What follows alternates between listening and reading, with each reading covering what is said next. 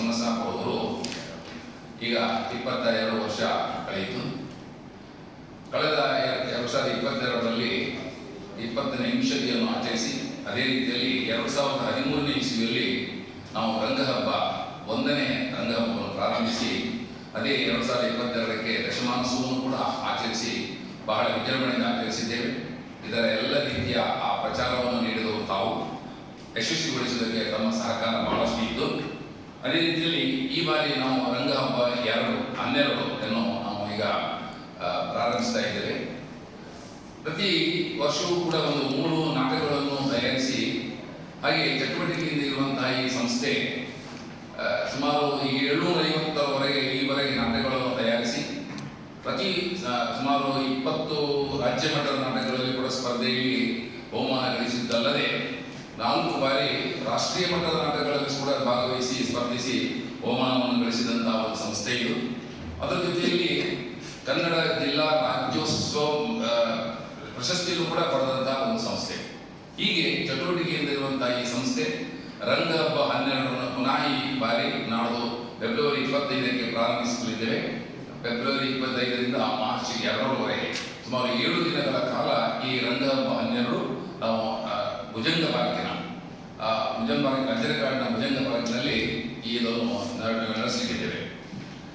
ಈ ಇದರ ಉದ್ಘಾಟನೆಯನ್ನು CH ಜನಾರ್ದನ, ಮಾಜಿ ನಿರ್ದೇಶಕರು, ರಂಗಾಯಣ ಮೈಸೂರು, ಇವರು ಇದರ ಉದ್ಘಾಟನೆ ಮಾಡಲಿದ್ದಾರೆ. ಅದರ ಜೊತೆಯಲ್ಲಿ ನಮಗೆ ಸಹಕಾರ ನೀಡುವವರು ಕನ್ನಡ ಸಂಸ್ಕೃತಿ ಇಲಾಖೆ ಉಡುಪಿ ಹಾಗೂ ಬೆಂಗಳೂರು, ಅದೇ ರೀತಿಯಲ್ಲಿ minister of culture government of India Delhi, ಹಾಗೆ ನಗರಸಭೆ ಉಡುಪಿ. ಅದರ ಜೊತೆಯಲ್ಲಿ ಈ ಬಾರಿ ನಮಗೆ ಪರ್ಯಾಯದ ಗುತ್ತಿಗೆ ಮಠದವರು ಕೂಡ ಸಹಕಾರವನ್ನು ನೀಡ್ತಾ ಇದ್ದಾರೆ. ಒಳ್ಳೆಯ ರೀತಿಯಲ್ಲಿ ನಾವು ಕೇಳಿದಾಗ, ನಮಗೆ ಸಹಕಾರ ನೀಡಬೇಕೆಂದು ಕೇಳಿದಾಗ ಅವರು ಕೂಡ ಬಹಳ ಒಳ್ಳೆಯ ರೀತಿಯಲ್ಲಿ ನಿಮ್ಮ ಈ ಕಾರ್ಯಕ್ರಮ ಯಶಸ್ವಿಯಾಗಲಿ ಎಂಬುದಾಗಿ ನಮ್ಮ ತುಂಬ ಸಹಕಾರವನ್ನು ನೀಡಿದ್ದೇವೆ ಎಂಬುದಾಗಿ ನಮಗೆ ಹೇಳಿದ್ದಾರೆ. ಅದೇ ರೀತಿಯಲ್ಲಿ 25ನೇ ತಾರೀಕು ಸಂಜೆ 6:30ಕ್ಕೆ ಭುಜಂಗ ಪಾರ್ಕಿನಲ್ಲಿ ಉದ್ಘಾಟನೆಗೊಳ್ಳಲಿಕ್ಕಿದೆ.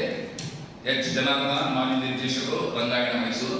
ಅದೇ ರೀತಿಯಲ್ಲಿ ಆ ದಿವಸ ಅಧ್ಯಕ್ಷತೆಯನ್ನು ನಮ್ಮ ಶಾಸಕರಾದಂತಹ ಶ್ರೀಯುತ ಯಶ್ಪಾಲ್ ಯೇಸುವರ್ಣ ಅವರು ವಹಿಸಿಕೊಳ್ಳಲಿದ್ದಾರೆ. ಹಾಗೆ 7 ದಿನಗಳ ಈ ಒಂದು ಕಾರ್ಯಕ್ರಮದಲ್ಲಿ ಬಹಳಷ್ಟು ಮಂದಿ ಮಹನೀಯರು ನಮ್ಮ ಜೊತೆಯಲ್ಲಿದ್ದಾರೆ.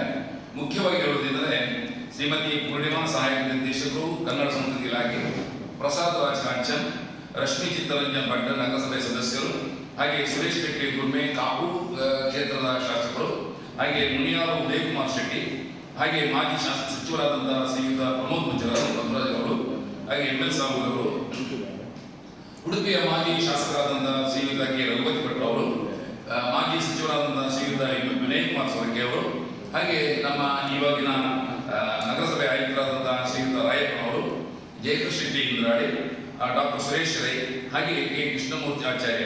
ಹೀಗೆ ಹೇಳ್ತಾ ಹೋದರೆ ಸುಮಾರು ಒಂದು 7 ದಿನಗಳ ಕಾಲ ಸುಮಾರು 70 ಜನ ಮಹನೀಯರು ಸುಮಾರು ನಮ್ಮ ಜೊತೆಯಲ್ಲಿ ಸಭಾ ಕಾರ್ಯಕ್ರಮದಲ್ಲಿ ಭಾಗವಹಿಸಿ ನಮಗೆ ಬಹಳಷ್ಟು ಪ್ರೋತ್ಸಾಹವನ್ನು ನೀಡಿದ್ದಾರೆ. ಹಾಗೆ ಒಂದು ದಿನ ಯಕ್ಷಗಾನ ಕೂಡ ಇದೆ. 25ನೇ ತಾರೀಕಿಗೆ ಪ್ರಾರಂಭ ದಿವಸ ಬೆಂಗಳೂರಿನ ಸುಸ್ಥಿರ ಪ್ರತಿಷ್ಠಾನ ಇವರಿಂದ ಕನ್ನಡ ನಾಟಕ ಸರಸ ವಿರಸ ಸಮರಸ ಎಂಬುದಾಗಿ.